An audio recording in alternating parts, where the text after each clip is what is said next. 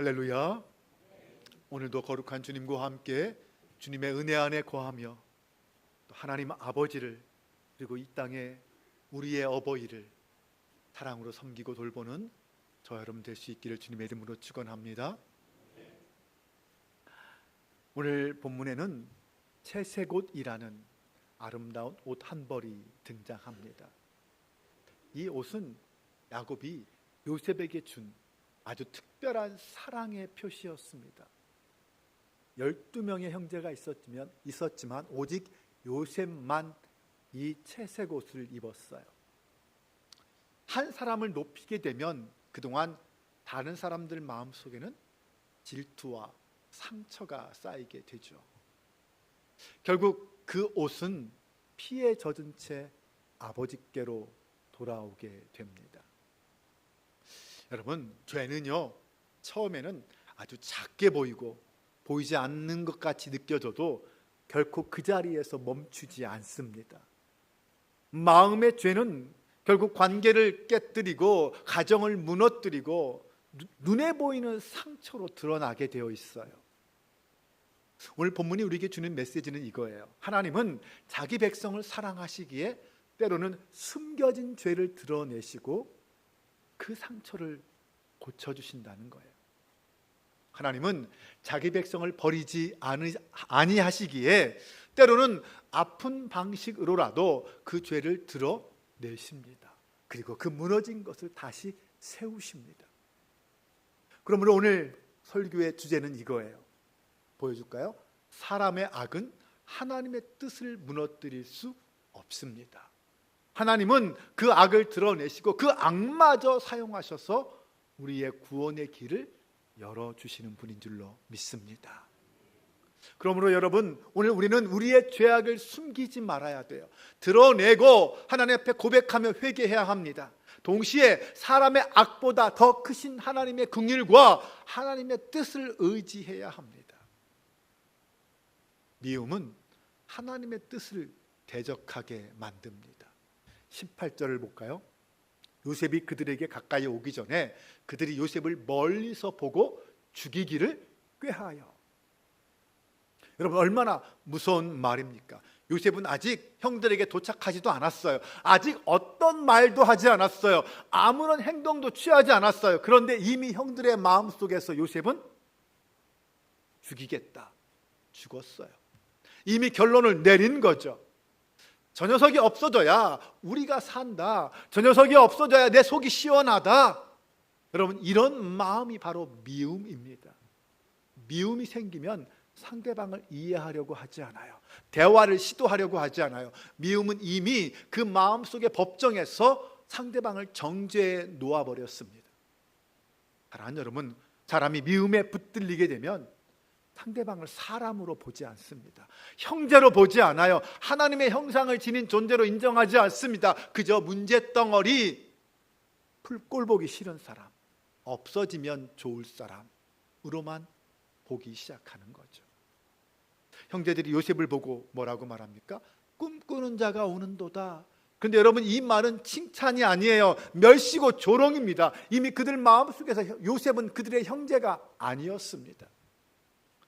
그런데 여기서 우리가 한 가지 놓치지 말아야 할 것이 있습니다. 형제들은 단지 요셉이라는 그 한 사람을 미워한 것이 아니라는 거예요. 그들은 요셉에게 주어진 그 꿈을 미워했습니다. 다시 말해서 형제들은 요셉을 죽이려고 했지만 사실은 하나님이 주신 꿈을 죽이려고 한 거죠. 그러나 사람은 그 하나님의 뜻을 구덩이에 던질 수 없어요. 여러분, 사람은요, 하나님의 약속을 피 묻은 옷으로 덮을 수 없습니다. 막을 수 없다는 거예요. 그래서 이들의 미움은 단순히 감정의 문제가 아니에요. 미움은 결국 그 하나님의 일을 거스르게 만듭니다. 여러분, 죄는 언제나 말을 바꾸는 데서부터 시작해요. 그 사람을 향한 언어가 거칠어지고요, 그 평가가 독해집니다. 표정도 차가워지죠. 그러면서 어느 순간 행동으로 나타나기 시작해요. 처음엔 마음으로만 품었던 그 미움이 행동으로 표현되기 시작한다는 거예요. 그래서 오늘 우리가 이 말씀에서 먼저 우리 스스로에게 물을 수 있어야 합니다. 나는 누구를 향해 이미 마음을 닫고 있는가? 이미 내 마음속으로 판결을 내리고 있는가? 어떤 분은 이렇게 말씀할 수 있어요. 목사님, 제가 그렇다고 누구를 죽이려고 한 것은 아닙니다. 그런 적 없습니다. 네, 맞습니다. 그러나 꼭 칼을 들었다고 해서 미움이 되는 것은 아니에요. 말하지 않고 내 마음에서 밀어내는 것도 미움이고요. 차갑게 대하는 것, 상대방이 잘못되기를 바라는 것, 용서하지 않고 상처를 끄집어내는 것, 이것도 미움입니다. 그런데 예수님은요, 그 마음에 미움만 품어도 살인이라고 말씀하십니다. 여러분, 오늘 우리 가정 안에 이런 미움은 없습니까? 부부 사이에, 부모와 자녀 사이에 쌓인 서운함 없습니까? 형제 자매 사이에 비교와 경쟁에서 나온 그 앙금은 없습니까? 교회 안에서 누군가를 만날 때 얼굴은 웃고 있지만 이미 그 마음은 닫혀 있는 그런 사람은 없습니까? 우리가 사람을 미워할 때 단지 그 사람을 힘들게 하는 것으로 그치는 게 아니라 그 사람을 통해서 하나님이 일하실 것까지 거스르게 할 수 있다는 것을 알아야 합니다. 그러므로 오늘 우리가 첫 번째 깨닫게 되는 것은 마음에 미움이 올라오면 빨리 회개해야 한다라는 것입니다. 오래 붙들고 있으면 안 돼요. 정당화하려고 하고 자꾸 합리화하려고 하면 안 됩니다. 미움을 오래 품고 있는 사람은요, 결국 그 미움에 끌려가게 되고요, 살인자가 돼요. 사랑하는 여러분, 오늘 우리 마음속에, 여러분 마음속에 먼저 떠오르는 사람이 있습니까? 그 사람이 떠오를 때 평안보다는 불편함이 올라옵니까?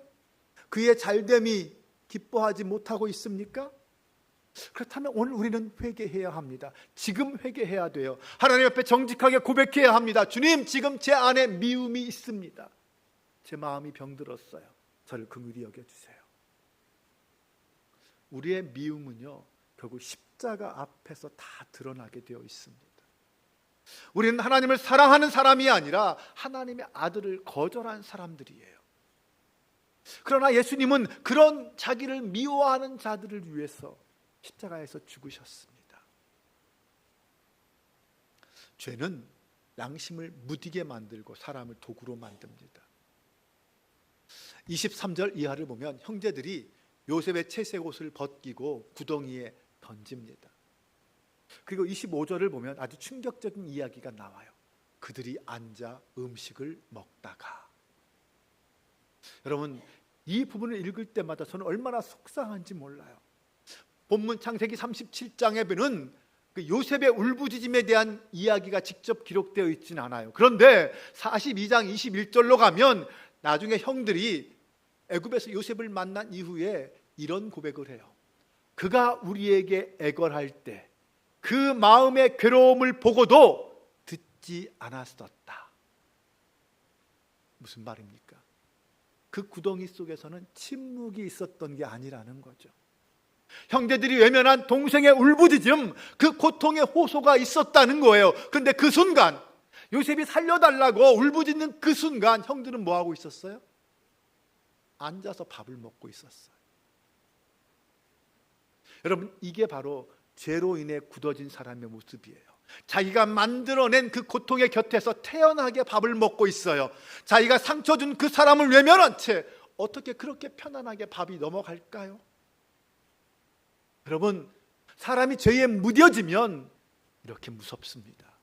처음에는 양심이 있어서 마음에 찔리고 불편할 수 있어요. 그런데 점점 죄를 품고 있게 되면 그 시간이 지나면 어느 순간 그 죄에 익숙해집니다.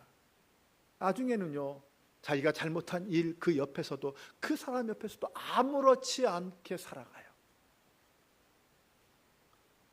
혹시 오늘 우리도 그렇지 않습니까? 내 말 때문에 누군가가 상처를 받았는데 저 사람이 예민해서 그런 거야 라고 그냥 그렇게 넘어가고 있지는 않습니까? 내가 편애해서 어떤 자녀에게 상처를 주었는데 다 사랑하는데 표현만 다를 뿐이야, 이렇게 스스로를 속이고 있지는 않습니까? 요셉의 형제들은 비열했어요. 아니, 무능했습니다. 왜냐하면 그들은 미움에 사로잡혀 있었을 때 그것을 이성적으로 풀지 못했어요. 그럴 능력조차 없었던 거죠. 그들은 요셉만 문제라고 생각했어요. 요셉이 문제다. 그러나 여러분, 정말 실제로 요셉이 문제입니까? 문제는 요셉이 아니었어요. 문제는 그 집안에 있던 죄의 구조였습니다. 이미 편애가 있었고, 경쟁이 있었고, 질투가 있었고, 거짓말이 있었어요.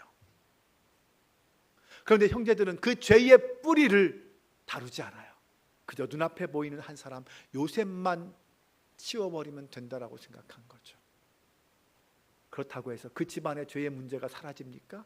아니에요. 여러분, 죄인들의 특징이 이거예요. 그 뿌리는 놔두고 사람만 바꾸려고 해요. 회개는 하지 않고 환경만 바꾸려고 합니다. 그 마음은 그대로 가진 채 대상만 바꾸면 된다고 생각해요. 우린 이런 말을 할 수 있어요. 저 사람만 바뀌면 괜찮을 텐데, 그 문제만 해결되면 다 평안할 텐데. 그러나 여러분, 오늘 성경 우리에게 묻습니다. 정말 문제가 그 사람입니까? 아니면 내 안에 있는 죄입니까? 오늘 본문을 보면 유다가 요셉을 죽이지 말자라고 하죠. 하지만 여러분, 이것이 진정한 긍휼이고 사랑이었을까요?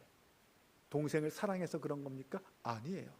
동생을 살린 것이 아니라 동생을 통하여 돈을 벌려고 했어요. 여러분, 죄는 때로는 잔인함으로 나타날 수도 있지만 때로는 합리적인 계산의 모습으로도 나타날 수 있어요.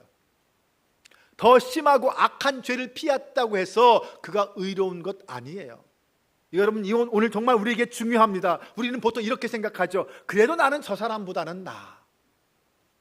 그래도 나는 그렇게 심하게 하지 않았어. 그래도 나는 완전하게 망치지는 않았어. 근데 여러분, 하나님께서 단지 죄악을 하지 않았느냐, 했느냐 안 했느냐 그것만 보실까요? 아니죠. 우리 하나님은 우리 마음속의 동기를 보십니다. 내가 정말로 사랑했는지, 진실로 회개했는지, 정말 그 형제를 사랑해서 살리려고 했는지, 하나님은 그 중심을 보신다는 거예요. 여러분, 혹시 우리도 덜 나쁜 것으로 스스로를 위로하고 있지는 않습니까? 분명히 죄를 지었음에도 불구하고 이 정도는 괜찮아라고 스스로 위로하고 있지는 않습니까?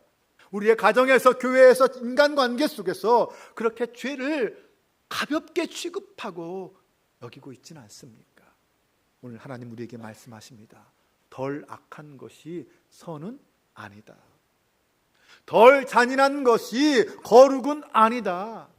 겉으로만 문제를 줄였다고 해서 회개한 것 아니라는 거예요. 오늘 두 번째 교훈은 이겁니다.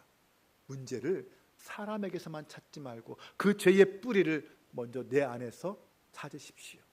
남을 고치려고 하기 전에 먼저 내 마음을 보십시오. 환경을 탓하기 전에 내 죄를 보십시오. 누군가를 바꾸려고 하기 전에 하나님 앞에서 먼저 무릎 꿇으십시오. 형제들이 고통받는 요셉 앞에서 밥을 먹었듯이 인간들은 하나님의 아들이 십자가에 달려 있는 그때도 조롱하며 지나갔어요. 그러나 우리 주님은 바로 그런 죄인들을 위해서 피 흘리셨습니다. 하나님은 숨겨진 죄를 드러내시고도 자기의 뜻을 이루시는 분이에요.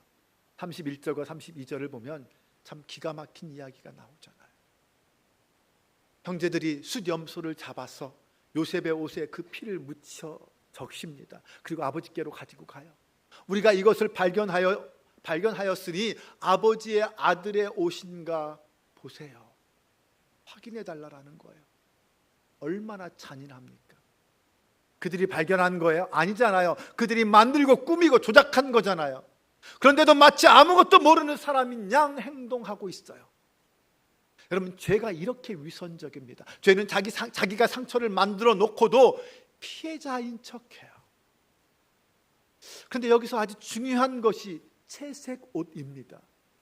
이 채색 옷은 오늘 본문 속에서 야곱의 특별한 사랑과 편애를 보여주는 상징이잖아요.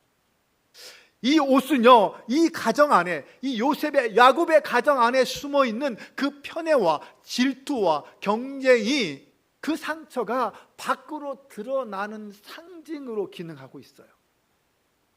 그런데 여러분, 야곱이 젊었을 때 그 염소와 옷을 이용해서 아버지 이삭을 속인 적이 있잖아요. 아버지를 속여서 장자권을 빼앗았잖아요. 그런데 이제 그의 아들들이 수염소와 요셉의 옷을 이용해서 야곱을 속이고 있습니다. 그럼 이것은 단순한 인과응보가 아니에요. 하나님은 지금 야곱을 벌하시기만 하는 것이 아니라 그의 가정의 고질적인 죄악의 문제, 그 속임과 거짓의 문제, 그 죄의 뿌리를 드러내고 계신 거죠. 여러분, 죄는 한 세대에서 끝나지 않습니다. 그 다음 세대로 가서 다른 모습으로 반복하여 나타나는 것이 죄예요. 사랑하는 여러분, 하나님은 자기 백성을 사랑하시기에 때로는 그 숨겨진 죄를 드러내시고 고치십니다. 오늘 이것을 우리가 진지하게 받아들여야 합니다. 어떤 가정은요, 이미 오래전부터 무너지고 있는데 겉으로만 괜찮은 척 조용할 수 있어요. 대화 없음, 편애, 오래된 상처를 그냥 원래 그런 거야 라고 그런 식으로 넘겨버릴 수 있습니다. 교회 안에서도요, 오해하고 서운함이 쌓여있음에도 불구하고 겉으로는 괜찮은 척 할 수 있습니다. 그런데 여러분, 숨겨둔다고 해서 해결되는 것 아니에요.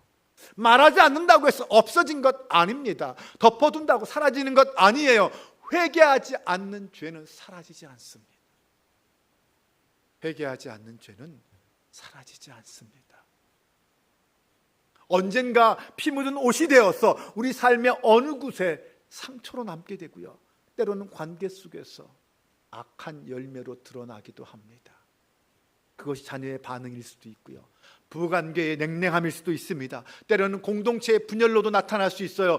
그러므로 오늘 본문은 우리에게 묻습니다. 우리의 집안에 있는 채색옷은 무엇입니까? 여러분의 가정 안에 이미 오래전부터 문제였는데 아무도 건드리고 있지 않은 그 문제는 무엇입니까? 여러분의 삶에서 피가 묻기 전까지 외면하고 있는 그 죄는 무엇일까요? 편애입니까? 비교입니까? 숨겨둔 거짓입니까? 용서받지 못하는 마음입니까? 근데 여러분, 왜 하나님은 그 죄를 드러내실까요? 망하게 하고 상처를 주고 혼내기 위해서입니까? 아니죠. 고치기 위해서입니다. 버리려는 것이 아니라 그 상처와 그 죄악을 회복시키기 위해서입니다. 야곱의 가정은 이미 병들어 있었어요. 이 요셉의 사건이 그 병을 만든 사건이 아니라 이미 그 병 있는 병을 드러내는 사건이었어요.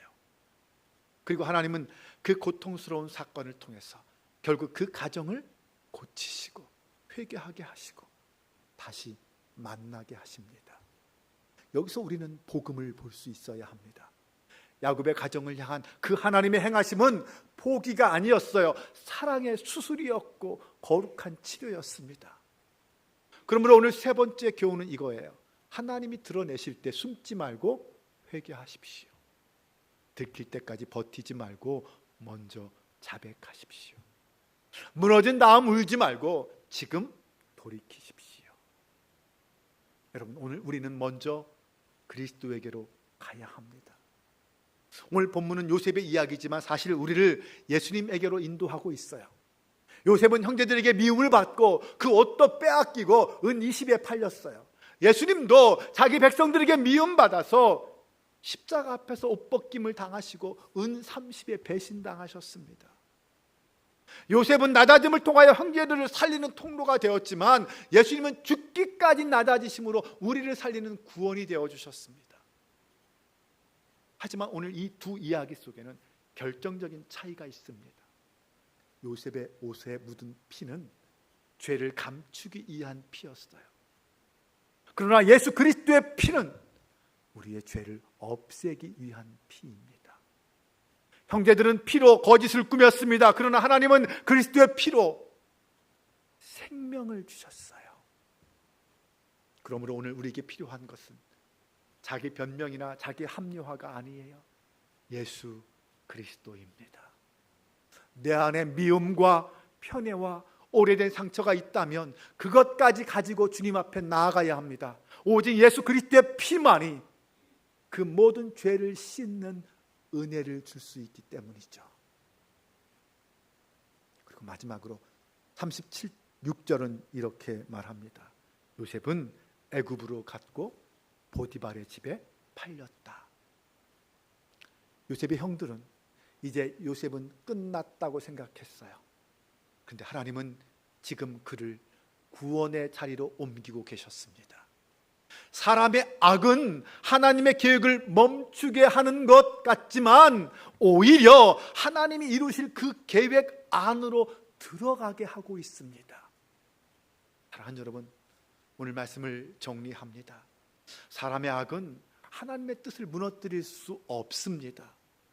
하나님은 그 악을 드러내시고 그 악마저 사용하셔서 구원의 길을 열어주시는 분인 줄로 믿습니다. 형제들의 미움은 요셉을 구덩이에 던졌지만 하나님의 뜻과 계획까지 구덩이에 던질 수는 없었어요. 형제들은 피 묻은 옷으로 진실을 덮으려 했지만 하나님은 오히려 그 일을 통하여 그 오래된 죄악의 문제를 드러내시고 회복의 길을 열어주셨습니다. 혹시 오늘 요셉처럼 버림받은 자리에, 구덩이 같은 자리에, 가족들조차도 이해하지 못하는 그런 자리에 계신 분 계십니까? 사람이 나를 버렸다고 해서 하나님이 나를 버린 것은 아니에요. 하나님은 보이지 않는 자리에서도 자기 백성을 끝까지 붙드시고 계신 줄로 믿습니다. 그러나 동시에 우리는 이 말씀을 통하여 우리에게 회개하라 부르시는 주님의 음성을 들을 수 있어야 합니다. 내 안에 있는 미움들, 편애들, 비교와 거짓과 용서하지 못하는 그 마음을 숨기지 마십시오. 그것들을 가지고 하나님 앞에 나와 회개하십시오. 피 묻은 채색옷은 죄를 감추기 위한 피였습니다. 그러나 예수 그리스도의 피는 죄를 씻기 위한 피였습니다. 그러므로 자기 변명으로 숨지 말고 그리스도의 피 앞으로 나아가십시오. 주님은 오늘도 자기 백성을 고치시는 하나님이십니다. 그 하나님을 생각하며 그 주님의 은혜를 생각하며 함께 찬양하겠습니다. 내 모습 이대로 사랑하시네. 우리가 겸손히 우리의 죄악을 가지고 주님 앞에 나아갈 때 주님은 그런 우리를 있는 모습 그대로 인정하시고 사랑하시고 용서해 주시는 줄로 믿습니다.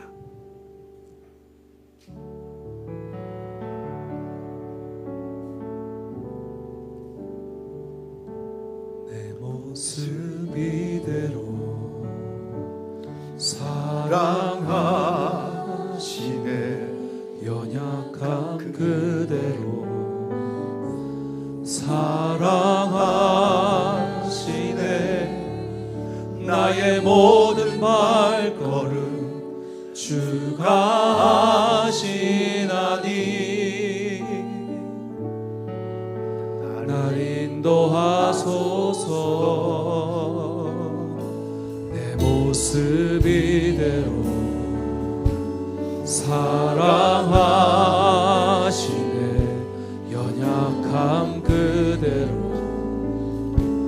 사랑하시네. 나의 모든 발걸음 주가 하시나니 날 인도하소서. 주의 날개 아래 거하는 것, 주의 날개 아래 거하는 것, 주의 임재 안에 거하는 것, 주의 임재 안에 거하는 것, 나의 가장 큰 소망, 나의 가장 큰 소망, 나의 가장 큰 은혜, 주와 함께 동행하는 주의 날개 아래 거하는 것, 주의 날개 아래 거하는 것, 주의 임재 안에, 주의 임재 안에 거하는 것, 나의 가장 큰 소망, 십자가의 가장 큰 은혜 주와 함께 동행하느니. 우리 함께 이 시간 기도하길 원합니다. 주님, 오늘 내 손에 있는 피 묻은 채색 옷은 무엇입니까? 주님, 내 안에 있는 미움과 시기와 편애와 숨겨진 죄를 보게 하여 주옵소서. 예수 그리스도의 십자가 보혈을 의지하며 다만 겸손히 주님 앞에 나아가길 원합니다. 나를 불쌍히 여겨 주옵소서. 다같이 주여 한번 외치고 기도합니다. 주여, 우리를 사랑하시고 우리와 함께 하신 아버지 하나님, 혹시나 아버지 하나님 내가 이 모든 채색 옷을 숨기고 있지는 않습니다. 내 안에 있는 모든 죄악의 모습을 겸손히 내려놓고 주님 앞에 나아가길 원합니다. 십자가의 피, 그 모든 것을 가리고 해결하여 주신 줄로 믿습니다. 제가 보아야 할 것은 오직 예수 그리스도의 십자가뿐임을 믿습니다. 그 보혈의 공로를 의지하며 주님 앞에 나아가게 하여 주옵소서. 오늘도 나와 함께 하시고 이 백성을 주의하게 원하신 주님을 찬양합니다. 하나님, 내 안에 미움과 시기와 편애와 그 모든 죄를 용서하여 주옵소서. 주님 앞에 내어놓고 기도합니다. 겸손히 고백합니다. 하나님, 나를 사랑하시고 나와 함께 하시며 정말 내 안에 살게 하여 주옵소서. 아버지 하나님, 주님 내가 나를 보게 하여 주옵소서. 진실로 보게 하여 주옵소서. 겸손히 보게 하여 주옵소서. 하나님의 내 안에 있게 하여 주옵소서. 하나님의 사랑하는 있게 하여 주옵소서. 거룩하신 하나님, 주님의 은혜 안에 거하게 하여 주시옵소서. 기도합니다. 거룩하신 아버지 하나님, 오늘 말씀 앞에서 우리 안에 있는 미움과 편애와 거짓과 숨겨진 죄를 보게 하시니 감사합니다. 주님, 우리가 그런 죄를 가볍게 여기지 않게 하시고 주님께서 드러내실 때 변명하지 말고 속히 회개하게 하옵소서. 우리의 마음을 깨끗게 하시고 우리의 가정을 고쳐주시며 우리의 관계도 회복시켜 주옵소서. 피 묻은 채색 옷이 아니라 예수 그리스도의 보혈을 붙들게 하시고 다시는 이전의 죄로 돌아가지 않도록 성령님 우리와 함께하여 주옵소서. 우리 안에 진실한 회개함을 주시고 회개 후에는 새로운 순종의 길을 걷게 하여 주옵소서. 우리 주 예수 그리스도의 이름으로 기도합니다. 아멘.